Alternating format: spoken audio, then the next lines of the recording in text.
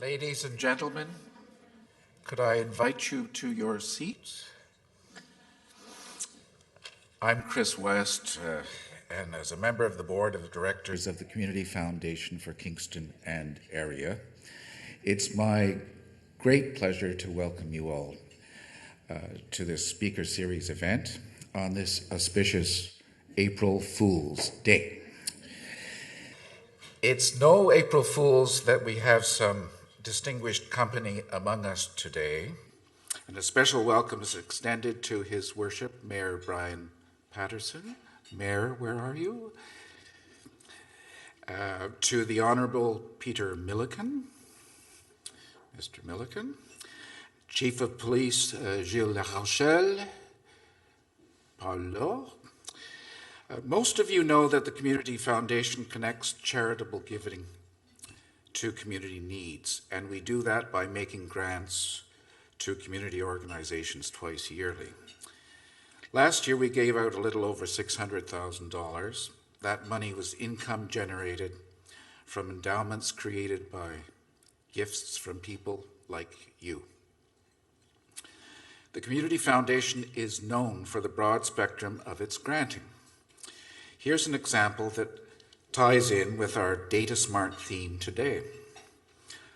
Last fall, the Salvation Army was awarded a grant to fund the creation of a central database for their Christmas food hamper program. The database has enabled a big leap forward in coordinating with the 50 local agencies that collectively ensure that food hampers get to some 3,000 households and that the children in those households receive age-appropriate gifts. Before we turn the proceedings over to our moderator, I'm now going to call upon honorary board member and rock and roller, Jeannie Rosen, to come to the podium and tell you a few things about Jailhouse Rock. She's a shy little thing, so please give her a warm hand.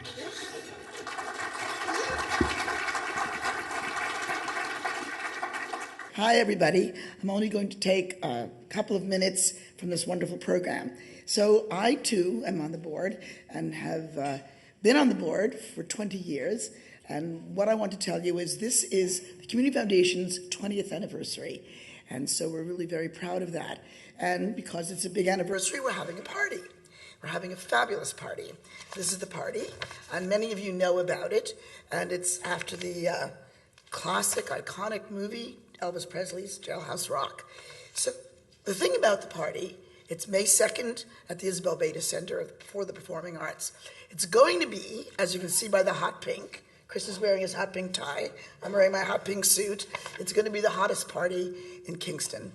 And I really encourage you all to come, look at the websites, find out the information, get inspired, buy your tickets. But because we are the foundation, it's more than a party. It's a party for a reason. And we hope that this party is going to launch our Smart and Caring Communities Fund. And as you see all this wonderful paperwork on your table, our Governor General said, let's be a smart and caring country. And we've joined that goal, and we want to make this a smart and caring city. Obviously, smart's the operative word today, and you're all smart to be here, quite clearly. So by coming to this event, you'll have fun, but you will be really doing something valuable for the city and the Community Foundation, because the new Smart and Caring Fund is an exciting idea about engaging the community, which you can read all about online or anywhere else you'd like. And so that's my entire pitch. Please look at your stuff, go online, and we'd love you to be there with us. Thank you.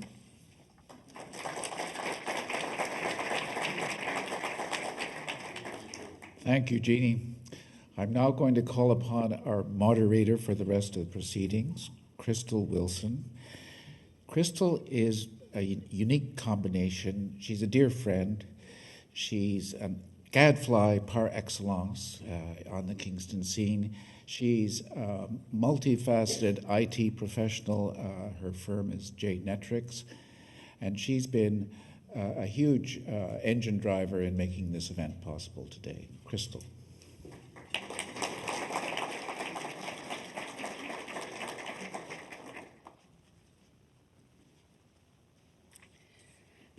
Okay, this is great. So I want you to think about something, how we use technology in our life. I want you to think about being in the hospital with a loved one. And there's an emergency, you want to take care of them, you want to be with them, and your parking meter payment runs out. You're stuck there for 4 hours, your car's in the parking lot, you have to run out and feed the parking meter, or you pick up one of these. And you just jump on a parking app and you fill the meter. Cities in North America, cities in Europe have these kind of technologies already to help people's lives be simpler. It seems sometimes more complex to have technology at your fingertips, but sometimes it just makes your life easier. Think about another example. Think about a parent who's got a small child and their only means of transportation is the bus. And they're sitting at a bus stop in the rain, the child's having a temper tantrum, and the bus isn't there. The parent doesn't know, is the bus not coming, or is it delayed? Why is it delayed? In Ottawa, we can just look on our phone and say, oh, look, the bus is 10 seconds away. We can just be patient and wait. These kind of technologies are making our lives better, making it easier for citizens to engage in their community, to be happier with their municipal services, but really they're just making their lives more content. So today we're going to talk about some of these examples. Susan will be bringing us examples from around the world, initiatives from around the world, and we're also going to have a conversation with Campbell about what it takes to get some of these kind of solutions implemented, and we're going to find out what we're already doing in Kingston from Steve Koopman from the Kingston Police. We're already doing great things in Kingston, so we want to hear about them and share them more. So I'm first going to introduce you, and so a couple things. Sorry. So we're taking a lot of risks today, which is it was lots of fun getting this event organized. We're live tweeting in the back, so using the YGK Smart hashtag. If somebody in the room tweets, use that hashtag. But we have somebody live tweeting the event for us. This is fairly new for the Community Foundation. We've done it a couple times. We're live streaming as well, so people who are bedridden, people who are stuck at work and can't come take their lunch break to come down, they can watch the event and still share the information. We've got Susan coming in on a chat system as well. So we've taken a lot of technology risks, but we're gonna be really patient. There's a lot of possible points of failure.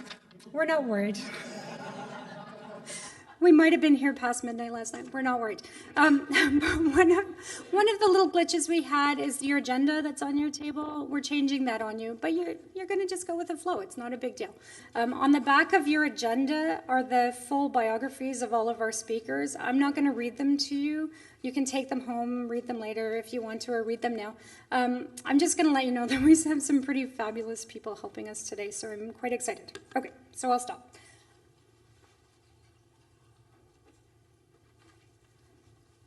Susan, I encountered through her fabulous book, The Responsive City. I know a few in the room have read it already. This book opened my eyes to what the possibilities could be for Kingston, for Canada, for the world in terms of citizen engagement. She's going to tell you a little bit about this book. And as well, because I happen to work in the telecom industry, I read her other book called Captive Audience, which talks more about broadband equitable access to broadband and why we're not in an equitable state right now. It's a really good read, and especially together you get the whole picture of what's going on in terms of technology and access. Susan just very recently, was appointed the clinical professor of law at Harvard Law School. So congratulations. This is a new appointment. She's also the co-director of the Berkman Center for Internet and Society. And what she does really well is she's helping cities become more responsive to the residents by sharing stories, by connecting people, and she's also advocating for equality in broadband. So she's a great leader in these areas, and we're very, very fortunate to have her with us. So thank you. Your turn. Well, thank you. That's awfully nice of you. And thank you. Oh, thank you. Well, Crystal, thank you. Thank you to the indefatigable Crystal Wilson for bringing me here. I'm delighted to get the chance to speak to all of you. I wish I could be there in person, and I would be. It's just that I teach, and I can't in good conscience cancel classes, and I'm sure those of you with students in the family know what that's like.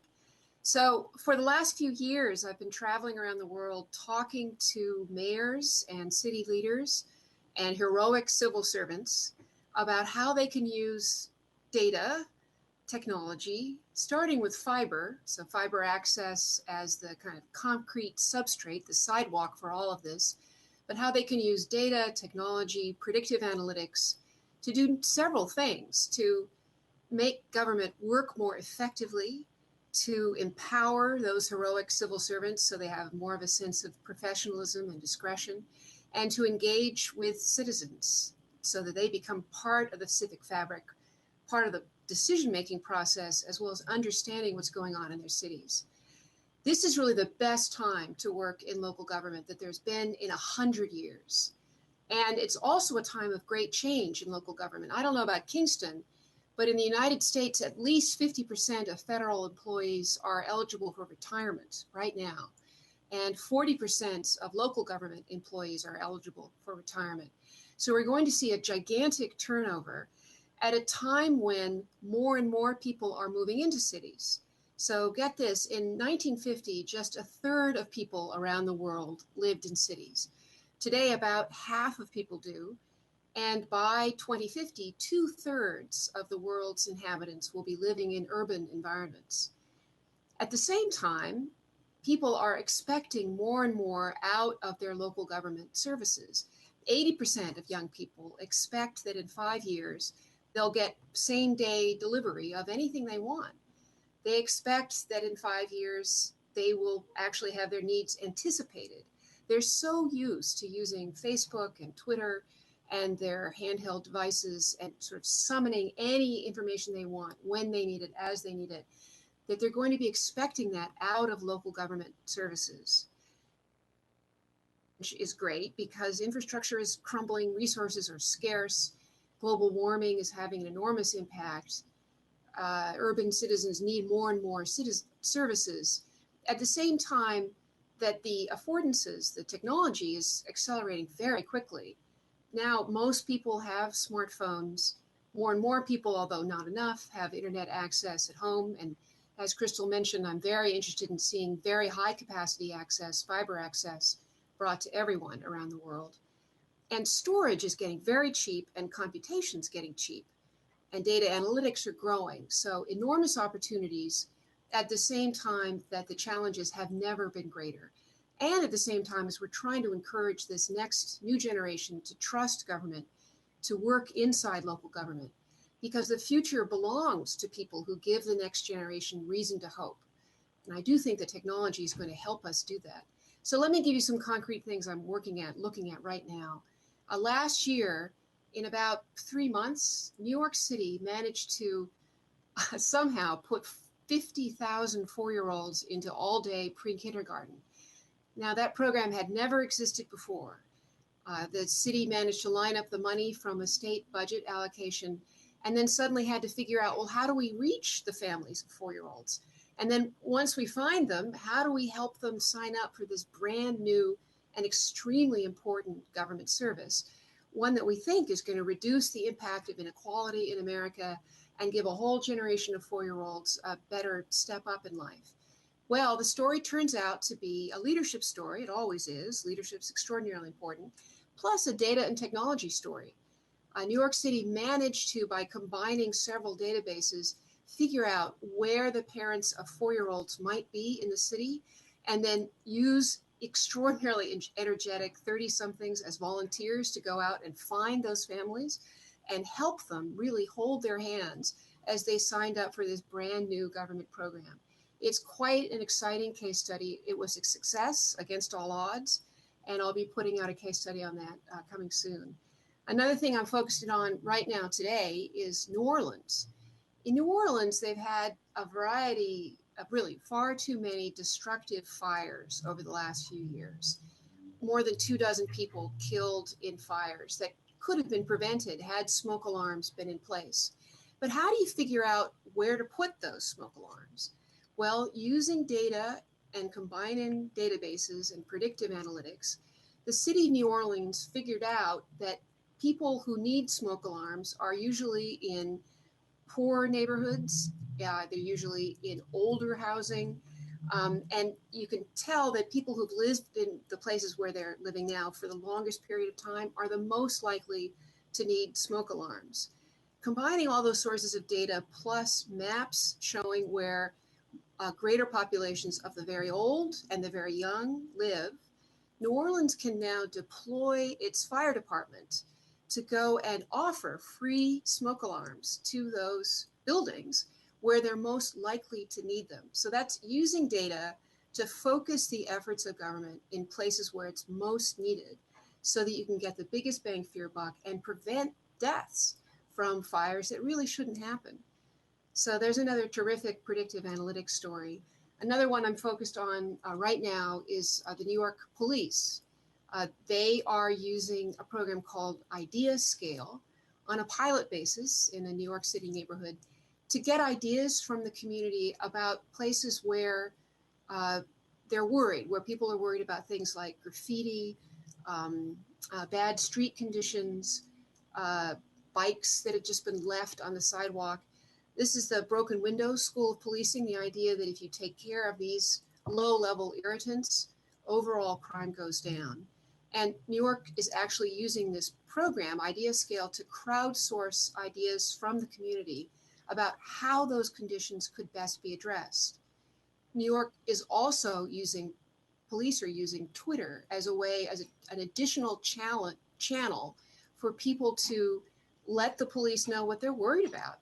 And people feel when they're using their handheld devices to engage with police this way, that they're helping, not complaining, and that they're part of the overall fabric of the city, that everyone's in this together, working together to solve problems.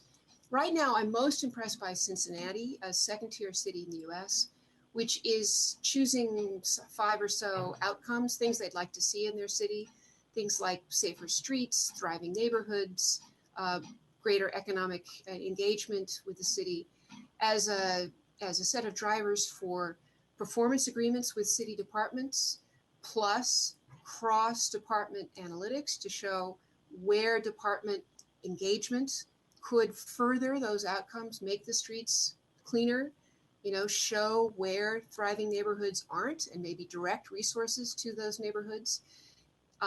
Under the guidance of an extraordinarily talented city manager named Harry Black, who has a lot of power in Cincinnati, they're combining what they call a STAT program, so Cincy Stat, measuring the work of city departments, plus collaborative performance agreements between the city manager and the departments, plus open data, so bringing in a lot of public data to inform the dashboard showing how that work is going forward and what impact it's having on people's lives, to make progress against a set of outcomes that matter deeply to the city. This all sounds a little abstract. You'll be seeing from Cincinnati lots of dashboard-driven management by the city manager, plus visible advances in how Cincinnati is doing informed by data that'll be very exciting for the people living in Cincinnati. The whole point is to visualize, to show where those processes and their improvements are having impact on people's lives. Finally, today I have a column out about San Francisco, which is bringing public Wi-Fi to the entire city under the hashtag SF Muni Wi-Fi. SF Wi-Fi, sorry, is the hashtag. Again, blanketing the city with connectivity so that city services that are so important, like affordable housing, on-time transportation, other availability of food stamps, all kinds of basic city programs can be accessed by people using their smartphones. Connectivity really is the basis for all of the responsive city attributes. But the whole point of this is to center city operations on people. This isn't some mechanical alien process going forward in Cincinnati, San Francisco, and New York. The ultimate goal of it is visibility. people need to have faith in their democratic institutions. And if they can't see the work of the city, they don't really know how much work the city's doing on their behalf, and they don't feel engaged. If the touch points are very narrow, just I pay you taxes, you deliver city services for me, people lose trust, they stop voting, they don't see the engagement. We only make progress on something when we can see it. So the big point of all of this is to broaden the number of touch points, to use fiber and screens and data to make neighborhoods more visible to the people in them, to make people more visible to themselves, to make the city's actions more visible to everyone, so that in the end, when the city needs to do big things, it has the trust of the people who live in that city, all the way from policing to public works to infrastructure improvement. That's the goal of the responsive city, to in effect layer electronics, an electronic visible layer of engagement and activity over the entire city. It really is an extraordinarily exciting time. And it's also, we're just at the beginning of the beginning of what's possible. We need to keep a laser focus on privacy to see this as helping them rather than just big brother intrusion into their lives. We need to always be focused on the human beings at the heart of cities, because cities are for people, not for computers. And in the end, with this speed and focus and empowerment that's possible with technology, cities will become even better places to live than they are today. People love their cities, they identify with them. And the aim of everything I do is to help cities be more visible to their citizens and help citizens be in turn trust their citizens, be more visible, and make life in cities better. So that's my spiel. I'd be delighted to talk to you about what I'm finding around the world. And I'm really excited about what's possible in Kingston. Thank you very much.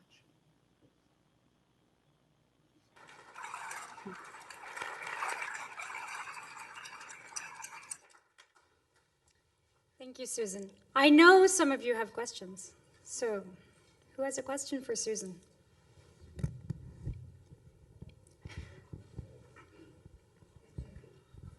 Hi, Susan. Could you please speak to what the virtuous cycle is from your book?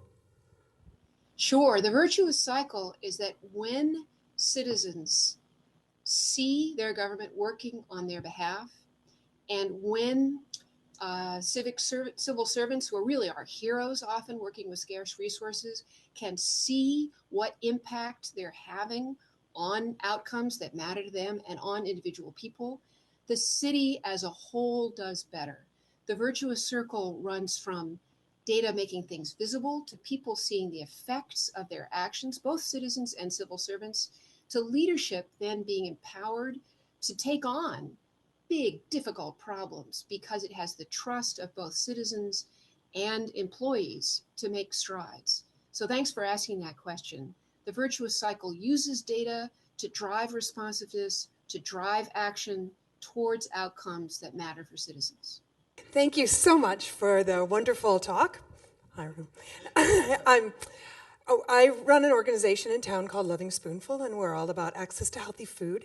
And a lot of the programming we do is for low-income individuals, and it comes to mind that a lot of them don't have internet access. As a matter of fact, we have to call them before every class that we put on, because a lot of them don't even have calendars at their home. So they're not really connected with what day it is and what's going on. So I'm sure you've dealt with this in every one of the cities you've worked with. You know, you're talking about Twitter and things and people working on smartphones. How are you accessing those people that don't have that? Thank you. Absolutely. And when I spoke to the Cincinnati manager, the guy I mentioned, Harry Black, I said, how are you going to do this when 40% of people in Cincinnati don't have internet access? And he makes this point that this entire movement towards using data to help cities work effectively shines a very bright light on the fact that getting access to everyone is the first step. That has to be fixed. Now, a way to do this, to start with, is through Wi-Fi in sort of a cloud of connectivity through Wi-Fi across a city.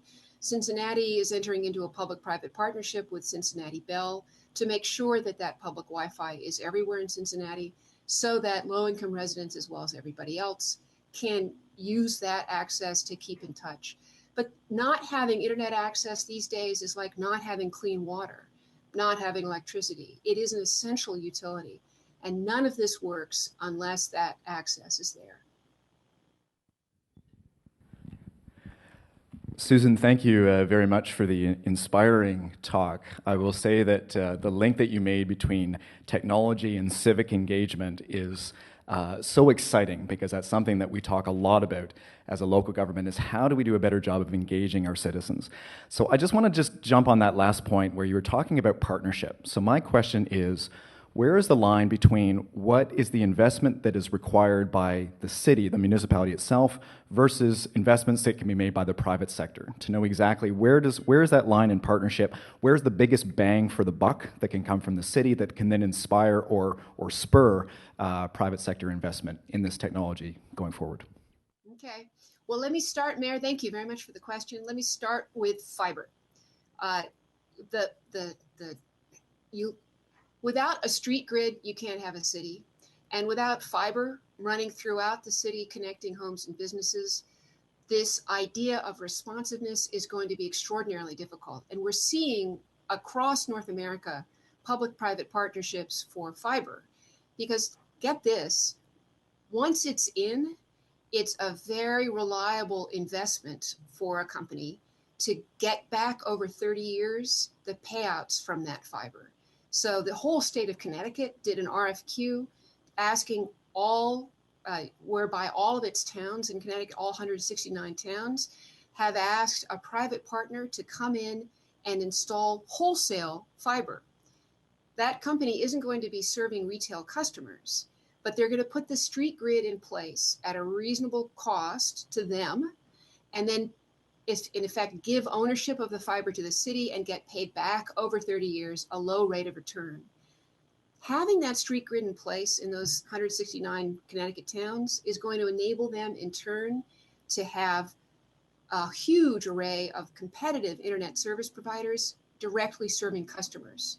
So what the city has to put in is the following: access to conduits, its permitting process, making that smooth, giving access to rights of way, making sure that it doesn't hang up the private provider when it wants to install the facility, and also giving access to all the customers in the city, commercial buildings, so that the private provider knows that it's going to have a reliable rate of return.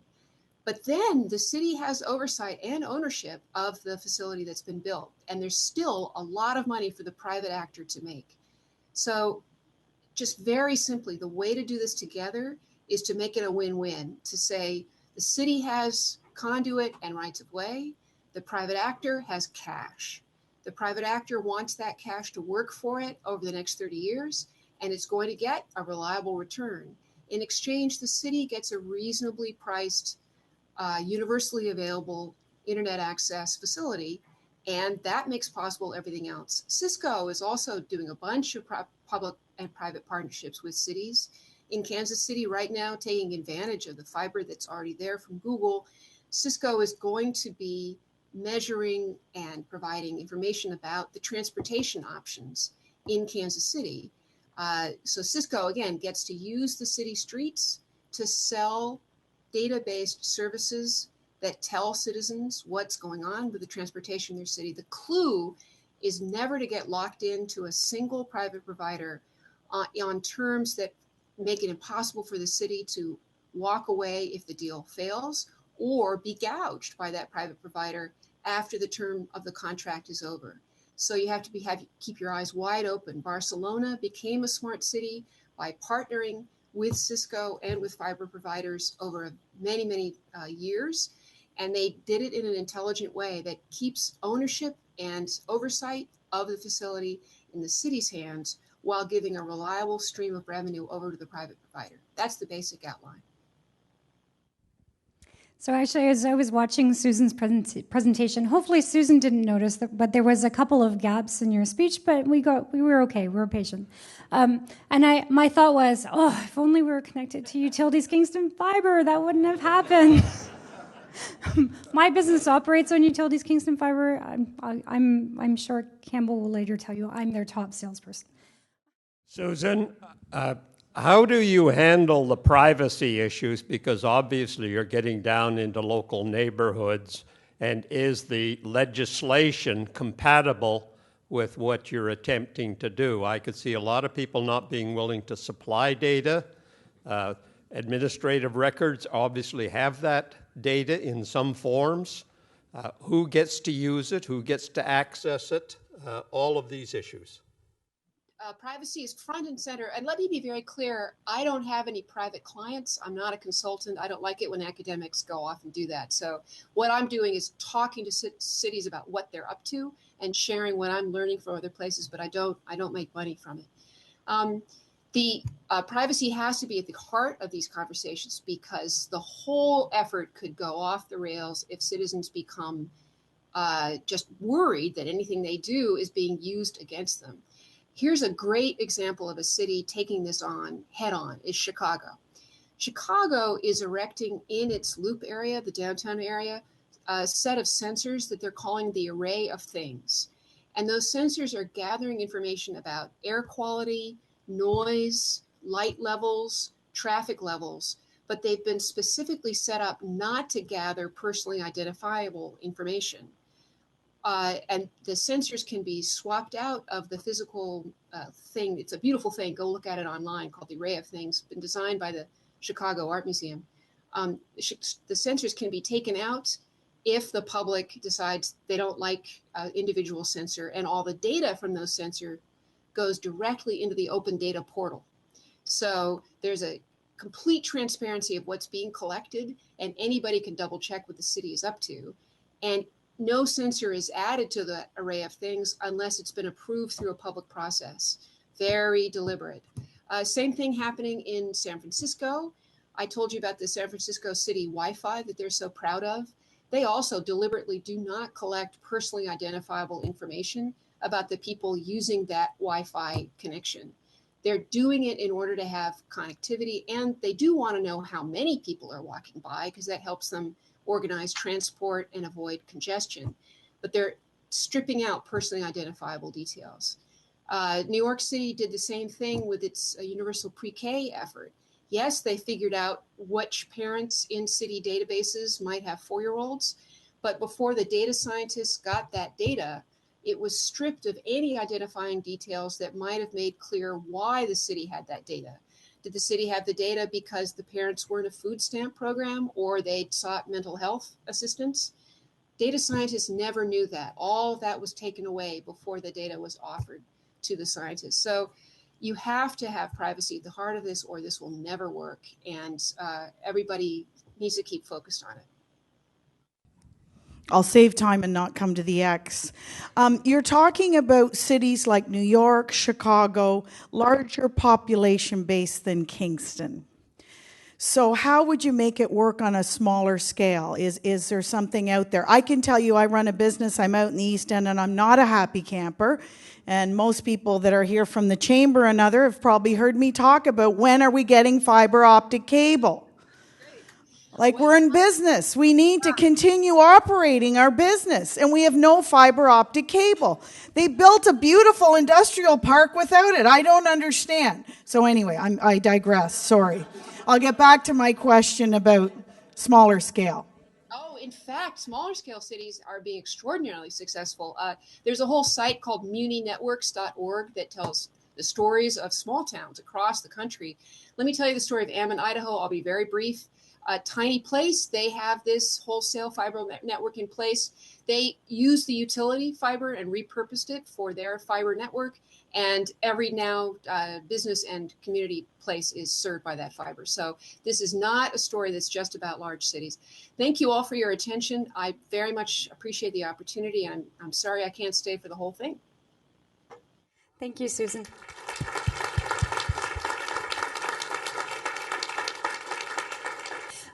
So up next, Campbell Patterson. So I first met Campbell, when I was setting up my Utilities Kingston Fiber account. But Campbell, you might know, because he's been working with municipalities over 15 years to help enable broadband access broadband networks for municipalities. He was a force, be careful, behind our bid to be a top intelligent community. Some of you might have been, I recognize lots of people from that event. As well, Campbell's working with Western Ontario right now to implement a fiber optic network across Western Ontario. So, Campbell's turn. Well, that was a great entree into what I'm going to be talking about. And what I'm going to do is I like to walk around because I can't stand still, and I hope that isn't distracting. And I'm just going to walk you through this slide deck. And the first thing I want to talk about is the fact that we did make a top 7 application to the Intelligent Community Forum, and were selected out of over 400 communities from around the world as a top 7 intelligent community. So we built this brand identity called Seriously Smart. You can see the hashtag and the website, and that was to help promote this idea of Kingston as a top 7 community, and build a whole marketing program around that. And that was done by the City of Kingston Culture Department and other members of the steering committee that worked on that project. What I want to do today is to try to connect the dots between Susan's 2 books, because as Crystal said, Captive Audience deals with open access to broadband, and Responsive City deals with open access to government and services. And between those 2 books and Mayor Brian Patterson's inaugural speech and other information that I've read about, editorial about his thoughts and whatnot, to see how these 2 things come together.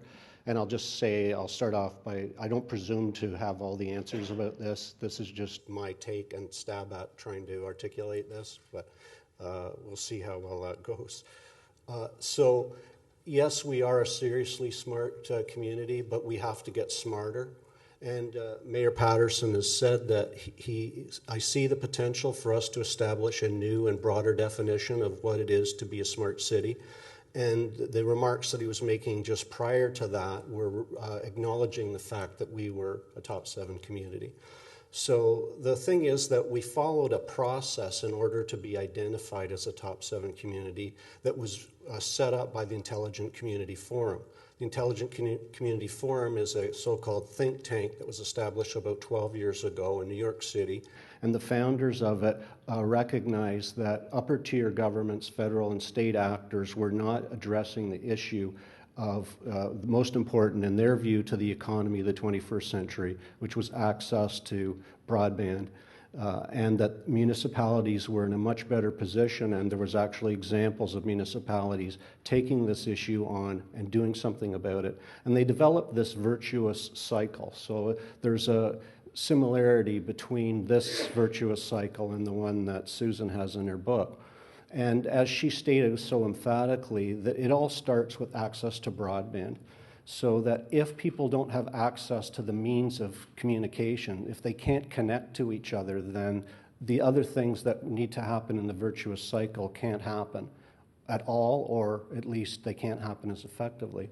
And then the other issue, you'll notice she kept talking about fiber optic connectivity. And the reason she's talking about that and not DSL or cable modem connectivity or wireless connectivity is because fiber has the properties that are necessary to handle millions of people connecting at a moment in time, simultaneously and concurrently, running applications of various types that all have to run in a certain way in order to run effectively. And only fiber optic connectivity has the capacity to do that.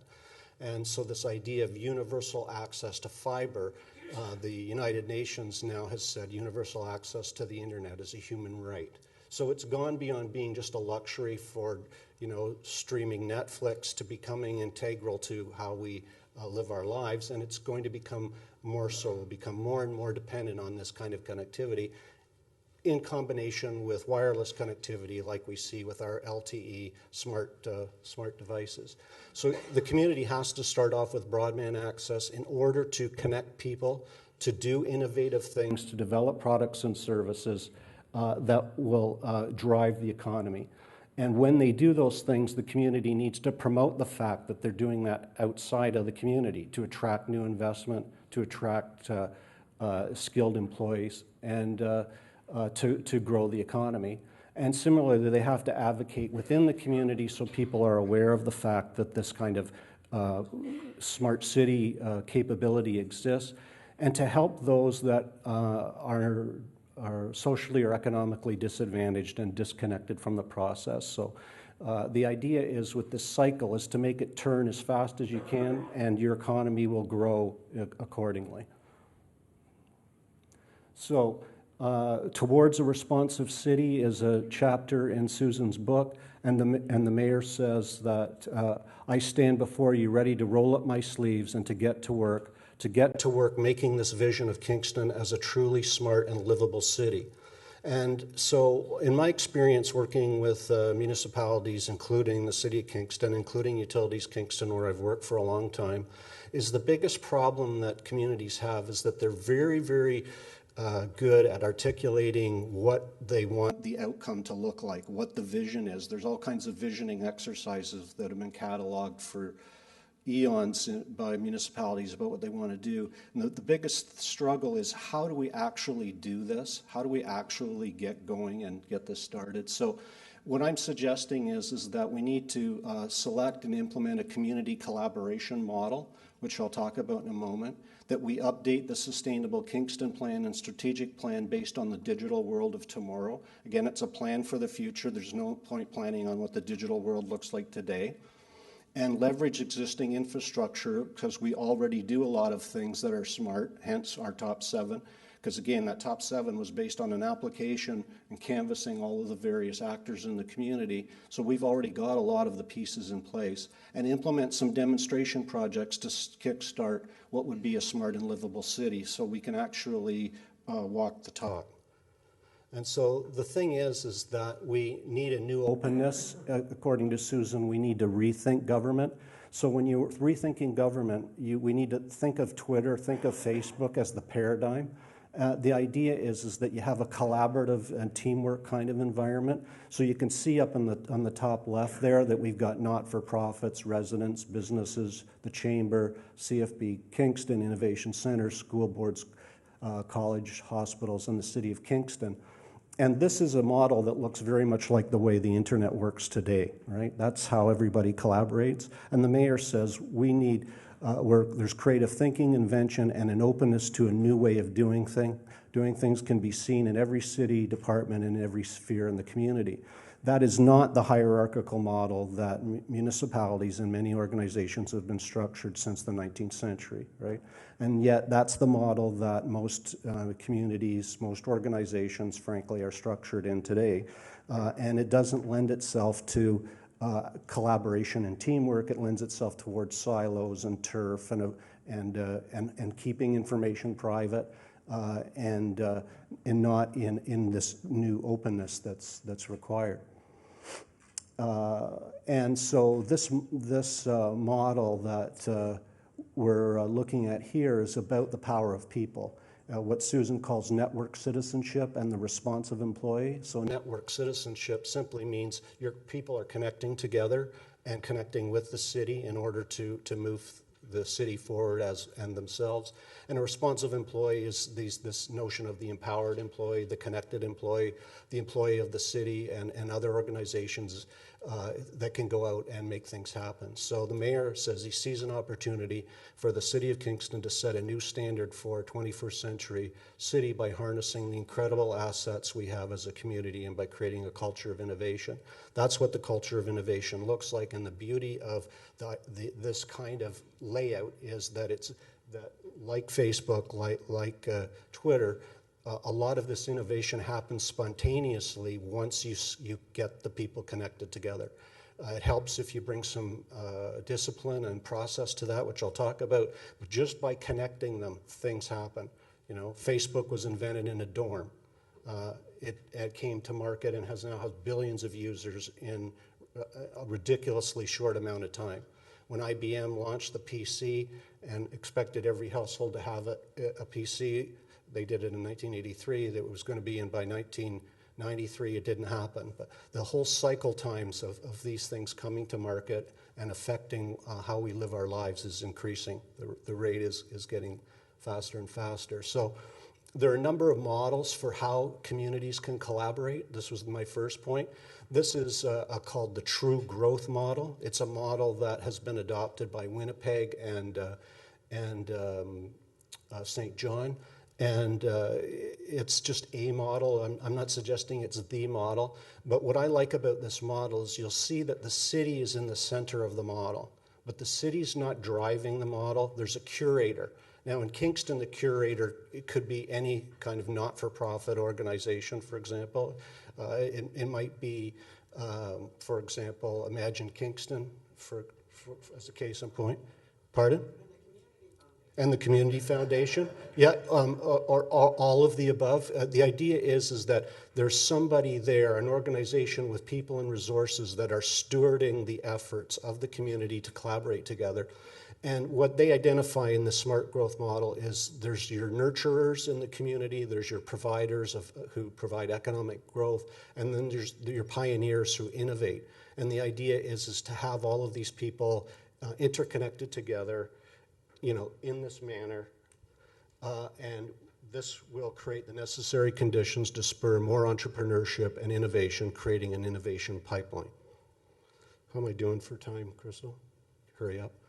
So what we're talking about is open access, open data, and as I said, we're talking about updating these plans and establishing a direction framed by the community's plans as the mayor's articulated there.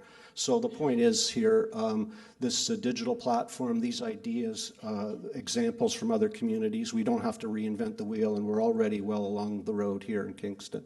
But we need a roadmap, a plan, and I won't go through this given I'm running myself late, but the idea is that there's a sort of a 4-step sequential process which starts with understanding what the present situation is, having clear, measurable data that you can make decisions on, in other words, decision-making based on fact, and then set objectives of where you want to go from here.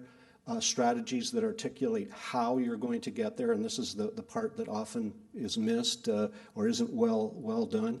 And that means who's going to do it, when is it going to be done by, how much is it going to cost, and then performance measures so you can actually track the strategies back against the objectives, and it's a continuous improvement model. So this is, there's all kinds of different variations on these planning models, but they all have these same elements in them at some point. So the idea is setting a foundation for the next 4 years of strategic plan. And we have a number of things that we're already doing in the community that are smart. And if you look at the left side there, we've already got, we're moving towards express service and transit. We put that in. The transit folks are working on the back office necessary to do the things that Crystal was talking about, where they're all the up to the moment information about the bus will be on their cell phone. We've got a parking plan that's been written, to varying degrees been implemented. In addition to the plan, we could also have embedded sensors in parking spaces so people could see on their smartphones or on the screen in their car what parking spaces are available. 30% of gas that's consumed in large urban areas is from people driving around looking for a parking space, right?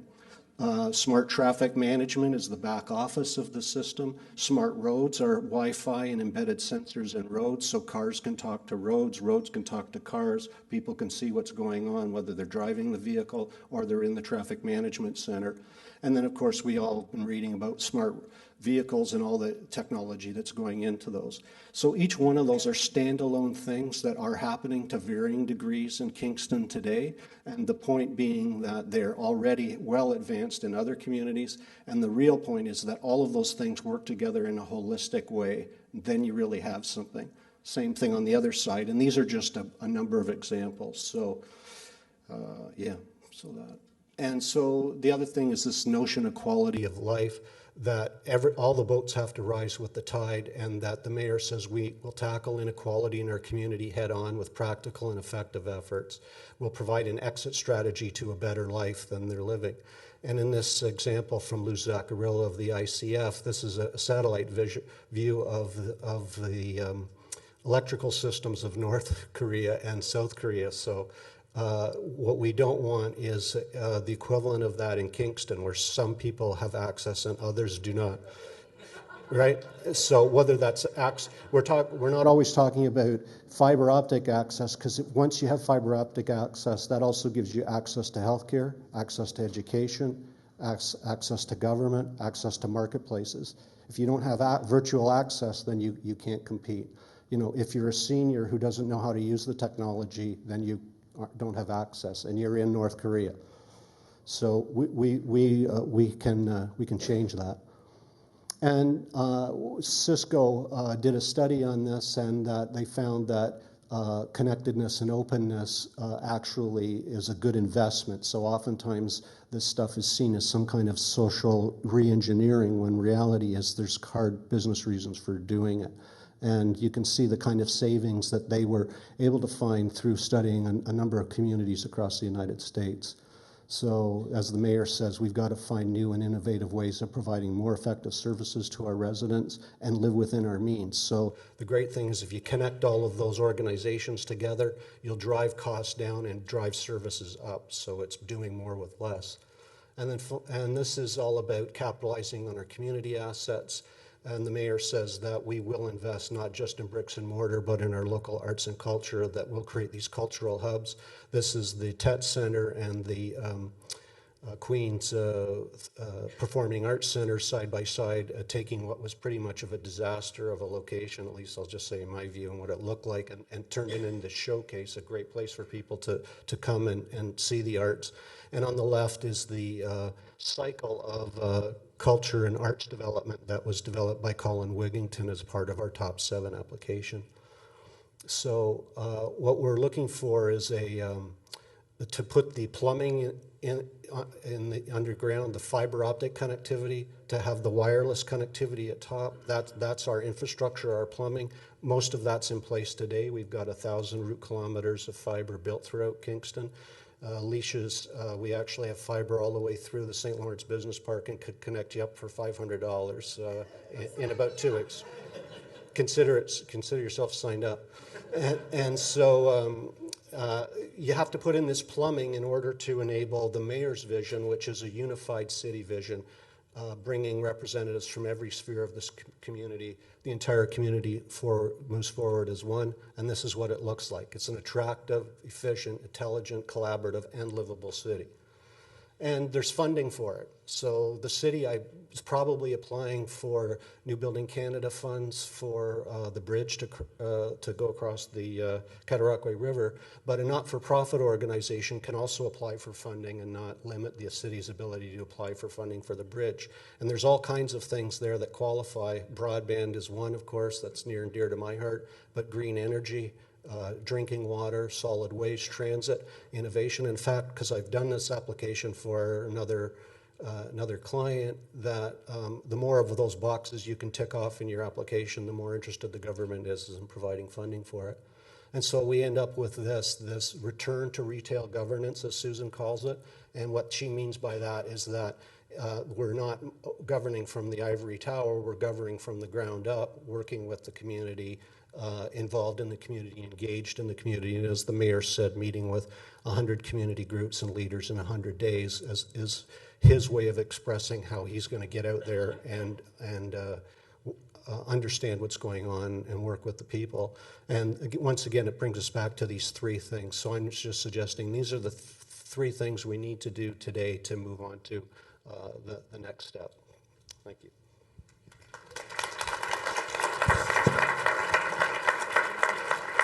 So I'm watching the clock, and we're probably going to run out of time, and I'm really sorry, Tina. I promised to stay on time. But I want to hear about all of these great things. So thank you, Campbell. We're going to save questions to the end, just in case any of you have to run back to work. Right. So if you want to ask questions of our speakers, we have time beyond 1:30. But if you need to get it out of here at 1:30, just go, and we will forgive you.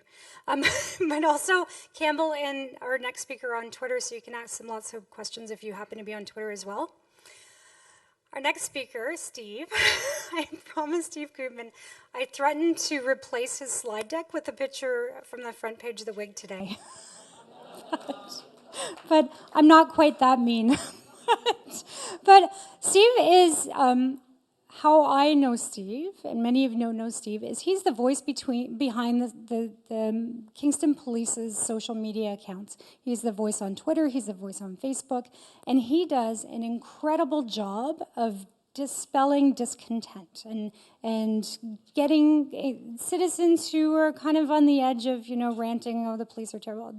They're not. Kingston police are great. But there's some people who have struggle. And he's great at engaging them and then turning them around and having them become a fan of the Kingston police. It's amazing to watch. If you're on Twitter and you're not following the Kingston police and watching Steve in action, incredible. But you should join Twitter just to watch him. Anyways, I'm not going to waste your time. I'm going to let Steve come up and tell you about what's the initiatives that are happening at the Kingston Police.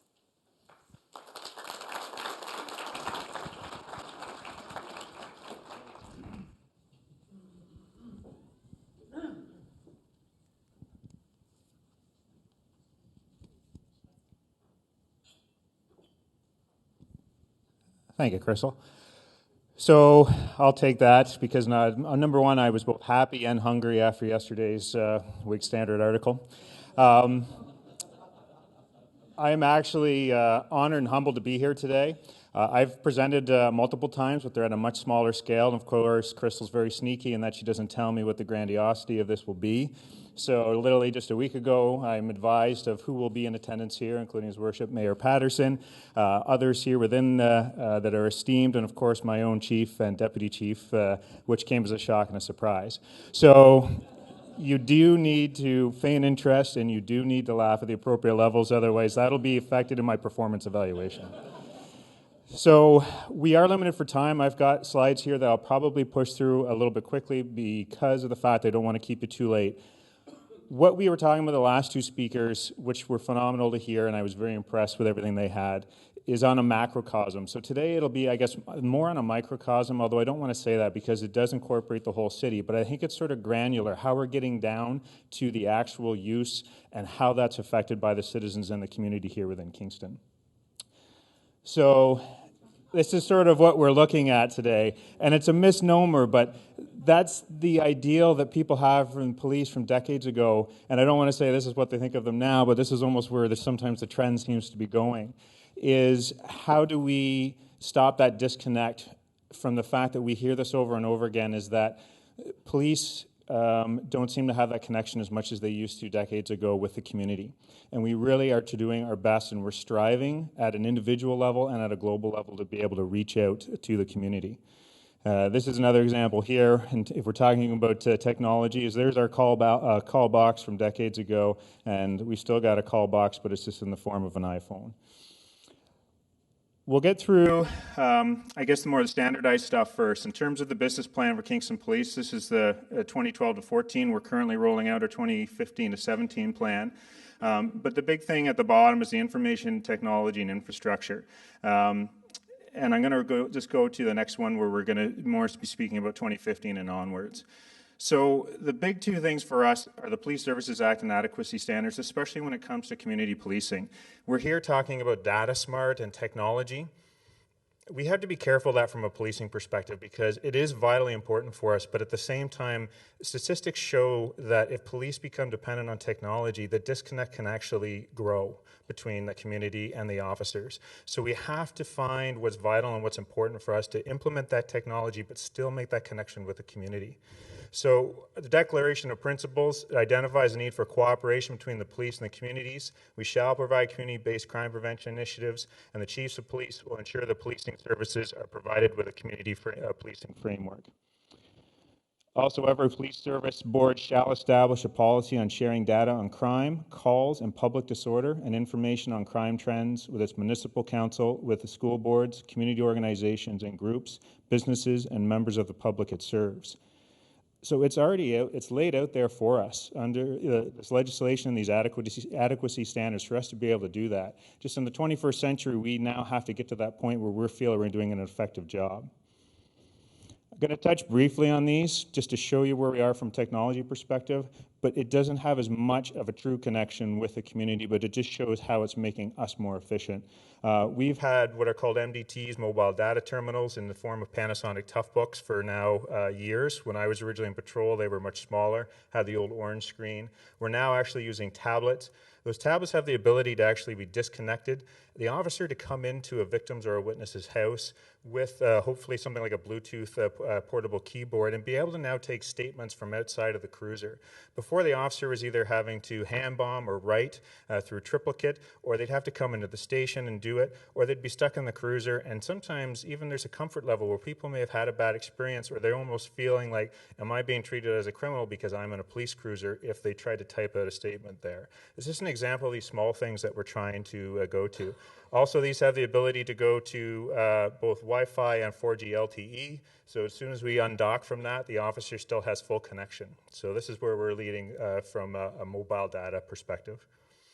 And this is what our back of our cruiser looks like. A lot of people are shocked when they see all the electronics and all the data that can slide out of the trunk of the cruiser. We pretty much started with a radio system, and that was it. And now we're combining all of that into effect. So we don't like to get rear-ended. Again, this is just quickly an example of technology being used with our amazing detectives and those that work on a provincial strategy through internet child exploitation. Kingston, for the size of the municipality that we have, the professionalism, the training, and the dedication and the knowledge that our detectives have, and our computer forensic analyst is bar none. Years ago when I was a detective and I worked in sex crime, if we seized a computer, what did we do? We have to keep continuity of it. We'd have to get into a car and drive 4 hours to Orillia, to the OPP e-crime section, drop off the computer, drive all the way back, and then wait months and sometimes over a year for the results to come back. We now have the ability, through funding with the provincial strategy, the Ministry of Community Safety and Correctional Services, to be able to have dedicated detectives here and our own computer forensic analyst. I'll just go through that quickly. That's just an example of what it looks like when the ICE detectives are working. And that's just the provincial strategy. Kingston, as you can see there in the red near the end of Lake Ontario. It just shows the partnership, even outside of the municipality, that we have. And I'll skip through that just for the feeling of time here. So this is sort of my baby now. I'm speaking as a jack of all trades, master of none today, because there is such a massive representation of technology combined within the entire department. Social media is something that I had created when I was a detective to solve one case and one case only, and of course it got a little bit bigger than that. We've been very fortunate with the success that we've had within the city. This is our Facebook account. Right now we have over 13,000 likes or fans or followers, however you want to call that. This is just a comparison as an example. In short, per capita, Kingston Police blows other agencies out of the water. And that's not meant as a disparity, it just meant how much effort we've put into it and also the interaction that we've had with the community. So Toronto Police has 21,000 followers and we have 13. Toronto Police should be around 400,000 or 500,000 if we're going by per capita. And then we have other agencies that are larger than us: York, Niagara, Guelph, London, Ottawa, and they're all under where we are in terms of numbers. But if you forget the sheer numbers and look at the red bars on the right side, to me that's what's most important. It's talking about engagement. So the only thing I'm going to have to do is have words with York Regional Police because they beat me when I took the slideshow, or a screenshot. But York is massive. They have an entire corporate communications division with 2 or 3 civilian personnel full-time that used to be former journalists, and then they have, I think, anywhere from 4 to 6 officers that are full-time within their corporate comms division. Everything right now is restricted to me. So it just shows that there's always challenges and things aren't always scalable, but that doesn't mean you have to be limited by that. This is our Twitter account. We're over 20,000 followers, just occurred within the last month or two. And again, for our size here within the city, it's extremely impressive. Here's Hamilton Police as an example, and we're the blue bar above in terms of the followers. So right now, with Hamilton's size, we're actually 3,000 more followers than they are.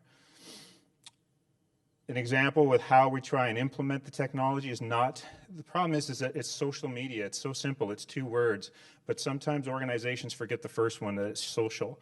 All they're doing is they're pushing out their news releases or their police bulletins, and that's it. They're not doing anything. They're not having a conversation. They're not engaging the community. So for us, we have to be able to see that. And it's important to put things like hashtags, links, photos, have that ability to understand what the community and what your followers are wanting, and not just simply push out some words with a link to a release. And when people ask questions about that, be able and be ready to answer them. We have an Instagram account as well, just quickly, but I'm just going to go through that again. It's just various ways to be able to reach out to the community, and in this one, the youth one is important, and the ability to use hashtags, which is basically just topic-based. We even have Pinterest as well. Deputy Chief is there for our wonderful photo for friendships with our Aboriginal youth as well. It's just the ability to use these different social media platforms, but you also have to prioritize. I'm going to go through that slide for the sake of time. Crime reports. So this is one that is national or international. We are part of it, is that any of the statistics from our local records or our database, almost all of them anyways, are pushed into crime reports. So citizens have access to crimes that are occurring a short period of time after they happen. But at the same time, privacy is still a concern, and we've already talked about that, is that we're not giving away exact addresses, victim information, complaint information, and so forth. That's a map there of Kingston. The different icons represent different offenses. And here's an example here where it's showing a theft, clergy at William, an assault at the 1 block of Gardner Street. So it's giving people an idea of what's occurring in their neighborhood with trying to keep privacy still as an important factor. Even giving our occurrence numbers, that identifier at the top, that's our occurrence number. So if someone actually has a concern, or say a member of the media even sees that, they may call me and just say, can you assist me with that? Now again, I have to be careful my responses from a privacy reason, but at least it's keeping us accountable and transparent to what we're doing here within the city. You can even do advanced searches by various topics, by various dates. You can go back 6 months. So in a way, we're being open with our data. And then even to be proactive, you can now get crime monitoring updates, and you can get official alerts from law enforcement agencies as well. So this is all through crimereports.com, and you can find the Kingston area as well. They also have a mobile app, so you can download the app and get the exact same information within the app additionally. This was just sent a few days ago, March 30th, so sorry, 2 days ago. This person said, here's a map of recent crimes in Kingston, found it through Kingston Police, be informed, and then the YGK Kingston hashtag. That's great. That's exactly what we want to see, is that people are accessing that data. We also have online reporting. We're hoping this will go further as well. Quite often, as we know in this digital age of the 21st century, people don't want to come into the police station, and sometimes people don't even want to call our general number. They sometimes do like to sit at home, and they like to be able to do things through the computer or through the internet. So if it's a non-emergency, not a priority one call, as we put it, people can now actually go into our website and be able to submit a report. It generates an occurrence number. It goes into our assigning queue. A sergeant looks at that, assigns it to an officer, and an officer will follow up. So we're hoping to expand even upon that as well. That's just an example of the online reporting. And an individual, even a business, can report as well, and then you can just see the different steps that it will go through. This is recent, and technically we haven't even really pushed it out heavily yet. We're waiting till the snow melts, which will never happen. But we just set up Bike Watch. We were trying to see how can we do this that's comprehensive without being prohibitively expensive or coming out of budget and so forth. So we felt we've struck the right tone here, is that we're trying to be informative and educative to the public, and at the same time allow them to proactively register their bike, all their information and serial number, and that's kept on a Kingston Police database. And then if the bike is ever lost or stolen, we already have that information. The public has been asking for this for a while, and now we finally have this up and running. The worst part is that if your bike is stolen and you don't get a serial number, we cannot put it on the national CPIC database. And as you know, we have 2 police auctions a year. And as much as that generates a little bit back to us, we would rather make less money and know that we're getting those bicycles back to their rightful owners.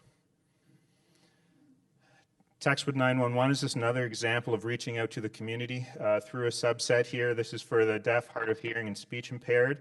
This is just recently rolled out. We're not the first in Ontario or Canada, but we're one of the first. There's only, I think, 4 or 5 others maybe in terms of municipalities or jurisdictions within Ontario.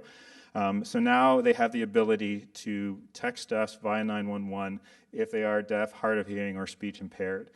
Some of the public are asking that they'd like it for themselves. We're not quite at next generation 911 yet to be able to do that, and of course there's a lot of issues with that. The fastest way is still to call 911. Texting is slow. It also makes our dispatchers have to multitask, and it draws out the system. And for those that aren't aware as well, is that we as Kingston Police are the central hub for communications. We'll ask police, fire, ambulance, but if it is a fire or a paramedic call, then we shunt it off to the other communication center. So again, we have to be, how do we adopt that technology to be able to make it work and make it work efficiently? Just an example there. So they have to still dial 911, but then our communication staff get notification after they registered their phone that they have registered as being deaf, hard of hearing, or speech impaired. Then they can start a texting back and forth. The line stays open, which is actually important too, because even though they may not be able to say anything, we might be able to hear something else in the background. The dispatchers may know how much of an emergency this is. There could be potential audio evidence that could be used later. So this is all stuff that's fascinating, and it's great to see happen here. Just again, quickly, even our use of volunteers with technology in the community. We have our child ID clinics in terms of photos and fingerprints being taken, and we have the ability to even have our volunteers assist us with that.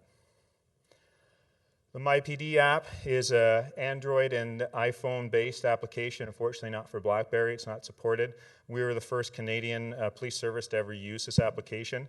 Rather than spend a large amount of money building our app, this company, and is actually a former officer from the Massachusetts area, he creates the infrastructure of it and then pretty much places our information over top of it. So it still looks like our app, but at the same time it's already baked in, and it means the cost to obviously our budget and to the taxpayers was lower, and it's much more nominal, and because of that it's been working phenomenally. There's no concern for data sharing. This is all open source information that would normally be found through their website anyways.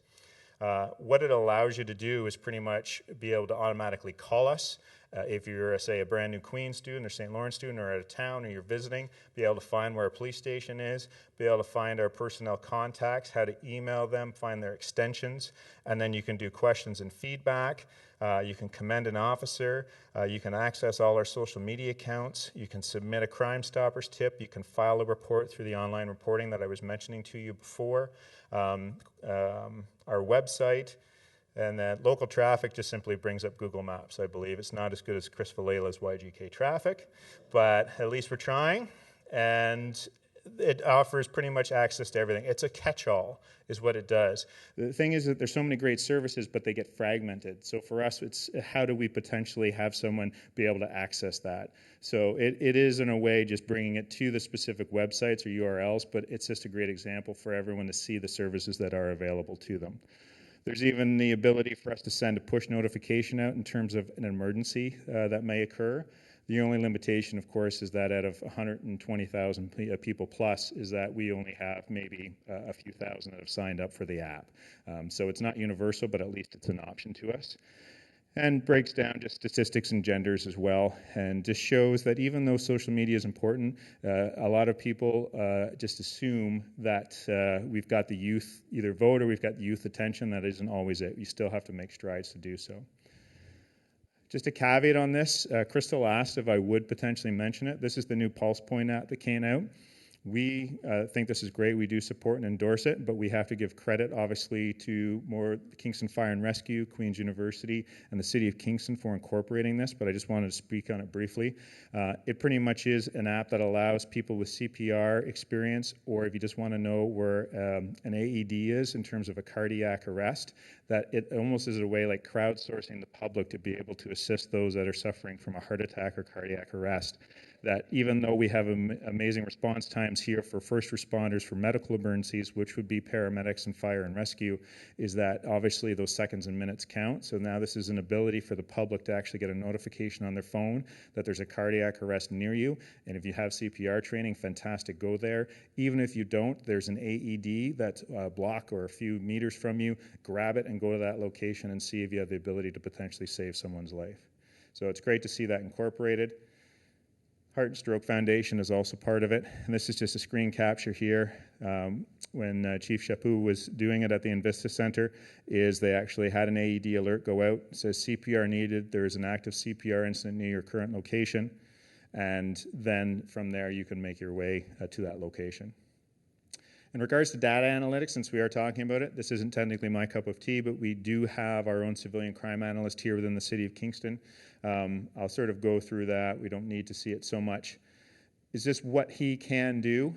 This was an example of coin laundry thefts. We were having a huge amount of laundromat coins being stolen, broken into, damage occurring, and even though it sounds like it says quarters and loonies, they were adding up. So our analyst was able to plot the occurrence numbers, and then from the calculations here, it says the next incident is likely to occur between November 26th and 29th, and what the percentage chances of that occurring. And we did make an arrest in relation to that case. This is one that's a little more serious. It was a stranger sex assault. So the black points, again, are the specific occurrences. It's a little hard to see, but you've got different colored lines. That was actually the route that the victim had taken. So that was also assistive as well. And what Jason was wanting me to let everyone know is that these data sets aren't unique or aren't just one, is that you can layer one over top of the other. So not only did they take the data from our local records and our current systems, but then they also tapped into the sex offender registry, and then they also went to see those that had been red flagged for sexual offenses within our own local record system as well, and they overlaid that on top of it. So it's the ability, as we're talking here, to be a smart city, to be able to incorporate different data sets and overlay them. This is one in relation to bicycle thefts. It's just showing density and sort of hotspots for that. So again, it's assisting our officers not to just simply do random patrols and be reactive, but the ability to be proactive and to actually to generate to a specific area to look to see if we can stop that crime from occurring. Not going to be too worried about this for time again, but just bicycle thefts, just showing how they rise and fall. Obviously, we could see from that, if I went back, but just when the summer months or spring months hit, then the bike thefts go through or up, and then they obviously decrease in the winter. So where are we for the future? This is a new website, actually. 14 Theories is who we reached out to. Matthew Fair and his staff have been fantastic. This is a first glimpse. We're still in the phases before rollout, but we needed something that was fresh and that had the better ability for the citizenry of Kingston to be able to come into our website, be better able to access it, and see everything that we're offering. An example at the top is why I've included this in this slideshow is we have the ability to even push out alerts through our website, and we can have different colored alerts as well. So if we did have something that was a critical incident here within the city, those through our website will be able to actually get an alert and a bar come across the screen. And also sign up for email notifications for our media releases and everything else. Just a better way to be able to push that information out. This is coming out very shortly as well. It's OACP based, the Ontario Association of Chiefs of Police, the Trace Pen project. So what it is the citizens, again, there has to be a buy-in factor here, but I think it's for $40, grab a trace pen and you can mark up to 50 objects, and it's almost like a DNA serial number that's unseen on the property. And then you go ahead and you register that on the website, and then police have that as access to the database. Our officers will have blue lights on the road and back at the station so that we can actually see if it lights up, and then we just have a microscope aspect to be able to confirm what that serial number is to get it back to its rightful owner. So again, this is something else that's going to roll out shortly. Our youth liaison officer, he's looking this is a new position that's created under CORE. Separate and unique social media accounts geared towards youth demographics, and partnership with youth agencies to create a Kingston-specific app that informs children, teens, and young adults of youth-friendly locations within the city. These are just proposals at this point, but this is where we're potentially going with it. Periscope, I'm not going to worry about that. It's a new app through Twitter, but it's sort of neat how it can be live video feeds, and it's a real interaction with the community. We used this yesterday for the drug bust, and as we're actually videotaping the staff sergeant, I thought that was funny. We had a great job, Kingston Police, but then we had someone saying, take someone, run. But it's just a great way to interact. They'll ask questions, and then the point of the app is to actually answer the questions that the public have. So how great is that? It's a live feed, and they're able to answer questions. Other police services are using Pinterest for a lost and found. There's potential for that. Should we do that as well? CrowdFind is just an app that will do the same thing. People will categorize lost and found items, and as an organization, we can post those that we have lost, or sorry, we found, recovered, or been handed over to us. This is something that's being proposed. There's always a lot of fine details, and liability is a small issue. But as you know, Craigslist and Kijiji, sometimes there's issues with safety in meetings. Some people have said, can Kingston Police potentially use their parking lot or even their lobby as being a safe location for those meets? It's something that we're discussing. It hasn't made a decision yet, but it's just an example of trying to incorporate technology with the real world. And I think we're close to the end. I found this interesting. Tweet Reach is free. You can go to it. I plugged in the hashtag. What do we have? We have maybe a little over 100 people here today within the room. When I did this last night, there was 8,700 accounts reached with 14,000 impressions. I just did it before I stood up here now. We were reaching 50,000 people, and there's 250,000, 300,000 impressions. So right now, just today, talking about this, we're reaching 250,000 people just by having this conversation today. It shows the power of social media. It also shows the power of technology. And while we need to embrace it, we also need to be careful about how we use that. There's Crystal, see? There you are. Just showing the contributors and everything else, and just part of who we need to be. We can't take ourselves too seriously. I found this, it said, 27 famous songs broken down into charts and graphs, and I said, we're torn on Ray Parker Jr.'s viewpoint, so I'll have to have an argument with the fire department too. And then lastly, just enjoy your April Fool's Day, and I hope we don't get caught up in that. And if there's any questions, I'll just keep that up there, but please get a hold of us, ask us questions. The big thing is that response back, whether it's privately through an email or even publicly through Twitter or social media. We're here. We're only one part of the solution. We're only one service within the city of Kingston, and obviously even the public services aren't the end-all, be-all solution. It's private sector, it's our community partners, it's everything else, and when we work together, I think we really gain the trust of the public and the people, and I think overall that's what's going to make us a better city. Thanks very much, folks.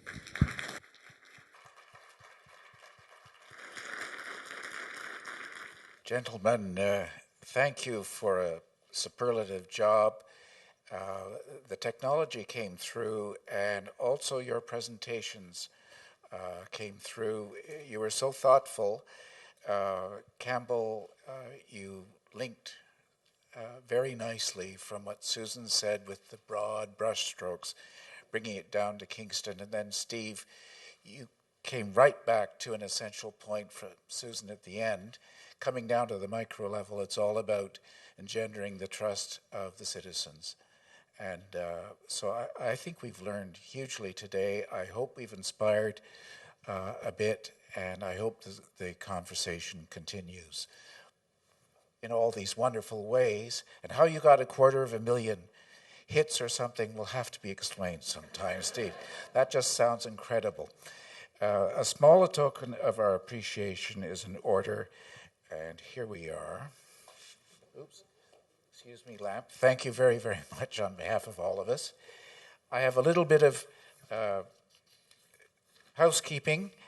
You all have evaluations. If you have time, please grab an evaluation form in the middle of the table and scratch out some feedback for us. It's very, very useful. Tina, what else have I got here? Don't forget Jailhouse Rock. You can stop on your way out if you want to get tickets, or take your pink, the pink little promo cards with you. Pass them around. Anything else? Thank you to our sponsors. Thank you to Utilities Kingston for making this streamed event possible. We'll be interested to hear your feedback on it. And thank you, Station 14 and the whole team. And thank you to the Marriott, who are, as always, a sponsor of these events. And I think that's a wrap-up, and thank you for indulging us. We did go a bit over time, but I hope you found it worthwhile. Thank you.